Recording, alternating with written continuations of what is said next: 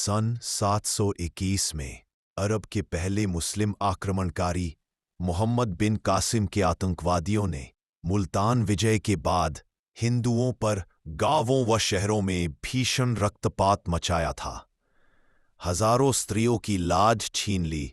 इस कारण अपनी लाज बचाने के लिए हजारों सनातनी किशोरियां अपनी शील रक्षा के लिए कुएं तालाब में डूब मरी। लगभग सभी युवाओं को या तो मार डाला या गुलाम बना लिया गया।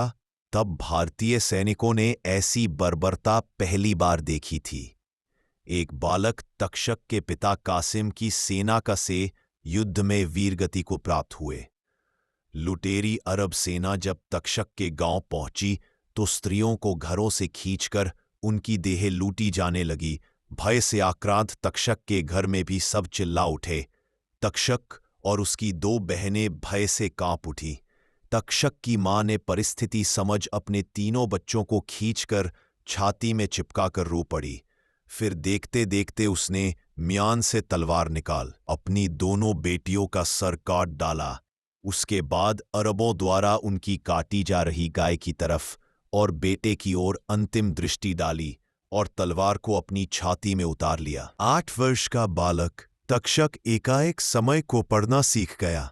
उसने अपनी आंखें पोंछी और घर पिछले द्वार से निकलकर खेतों से होकर जंगल में भाग गया। 25 वर्ष बाद वह कन्नौज के प्रतापी शासक नागभट्ट द्वितीय का मुख्य अंगरक्षक बना। वर्षों से उसका चेहरा भावना शून्य था। वह न कभी खुश होता न कभी दुखी। उसकी आंखें प्रतिशोध की वजह से लाल रहती थीं। वह बहुत पराक्रमी था। अपनी तलवार के एक वार से हाथी को मार डालने वाला तक्षक सैनिकों के लिए आदर्श था। कन्नौज नरेश नागभट्ट अपने अतुल्य पराक्रम से अरबों के सफल प्रतिरोध के लिए विख्यात थे। सिंध पर शासन कर रहे अरब कई बार कन्नौज पर आक्रमण कर चुके थे, पर हर बार योद्धा राजपूत उन्हें खदेड़ देते। युद्ध के सनातन नियमों का पालन करते नागभट्ट कभी उनका पीछा नहीं करते। इस कारण मुस्लिम शासक बार बार मजबूत होकर पुनः आक्रमण करते। ऐसा 15 वर्षों से हो रहा था। इस बार फिर सभा बैठी थी। अरब के खलीफा से सहयोग लेकर सिंध की विशाल सेना कन्नौज पर आक्रमण के लिए प्रस्थान कर चुकी है और संभवतः 2 से 3 दिन के अंदर यह सेना कन्नौज की सीमा पर होगी। इस संबंध में सेनाध्यक्ष अपनी अपनी राय दे रहे थे। तभी तक्षक उठ खड़ा हुआ और बोला, महाराज, हमें इस बार दुश्मन को उसी की शैली में उत्तर देना होगा। महाराज, अपनी बात खुलकर कहो तक्षक, हम कुछ समझ नहीं पा रहे। महाराज, अरब सैनिक महाबर्बर है। उनके साथ सनातन नियमानुसार युद्ध करके हम अपनी प्रजा के साथ घात ही करेंगे। उनको उन्हीं की शैली में हराना होगा। महाराज बोले, किंतु हम धर्म और मर्यादा नहीं छोड़ सकते सैनिक। तक्षक ने कहा, मर्यादा का निर्वाह उसके साथ किया जाता है जो मर्यादा का अर्थ समझे हों। ये बर्बर धर्मोन्मत्त राक्षस है।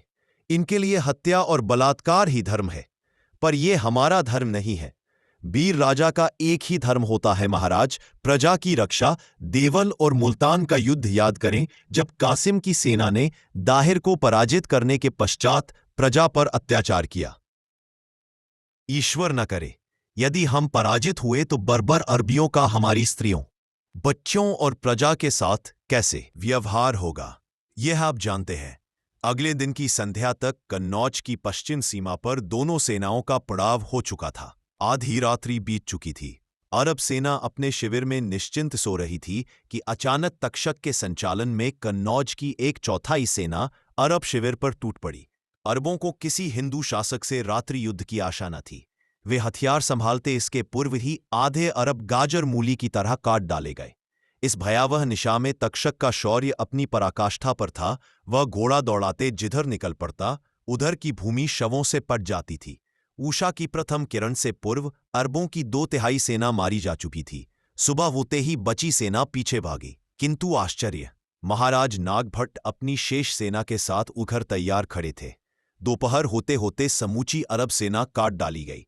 अपनी बर्बरता के बल पर विश्व विजय का स्वप्न देखने वाले आतंकियों को पहली बार किसी भारतीय ने ऐसा उत्तर दिया था।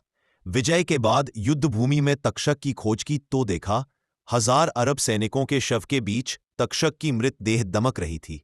उसे उठाकर महाराज के पास लाया गया। कुछ क्षण देखने के पश्चात महाराज नागभट्ट ने अपनी तलवार रखकर उसकी मृत देह को प्रणाम किया। युद्ध के पश्चात युद्धभूमि में पसरी नीरवता में भारत का वह महान सम्राट गरज उठा, आप आर्यवर्त की वीरता के शिखर थे। तक्षक भारत ने अब तक मातृभूमि की रक्षा में प्राण न्योछावर करना सीखा था। आपने मातृभूमि के लिए प्राण लेना सिखा दिया। भारत युगों युगों तक आपका आभारी रहेगा। इतिहास साक्षी है, इस युद्ध के बाद अगले 3 शताब्दियों तक अरबों की भारत की तरफ आंख उठाकर देखने की हिम्मत नहीं हुई। तक्षक ने सिखाया कि मातृभूमि के लिए प्राण दिए ही नहीं, लिए भी जाते हैं। साथ ही ये भी सिखाया कि दुष्ट सिर्फ दुष्टता की ही भाषा जानता है, इसलिए उसके दुष्टतापूर्ण कुकृत्यों का प्रत्युत्तर उसे उसकी ही भाषा में देना चाहिए। यह इतिहास में ही नहीं बल्कि आज भी